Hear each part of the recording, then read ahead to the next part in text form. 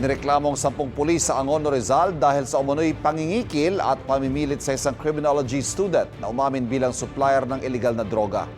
Nakunan sa CCTV noong November 10, 2025 ang pagharang ng mga pulis sa dalawang magkaangkas sa motorsiklo na sangkot umano sa illegal na droga.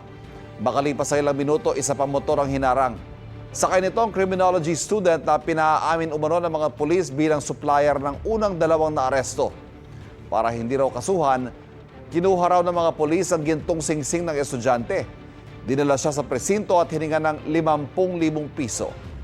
Pero kahit nagpadala na ng pera ang kapatid ng estudyante, hindi pa rin daw siya pinakawalan. Dito nakaraang buwan lang, nakalaya siya matapos ibasura ng piskalya ang reklamo laban sa kanya.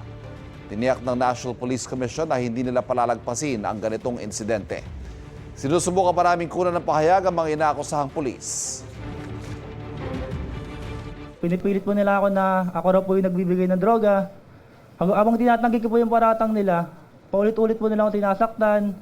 Hanggang sa dumating sa punto na susuputan na po yung ulo ko. Kaya napilitin pa akong aminin. The National Police Commission means business. We will put a stop to it. And we will teach these policemen the word accountability. We will teach these policemen the word justice.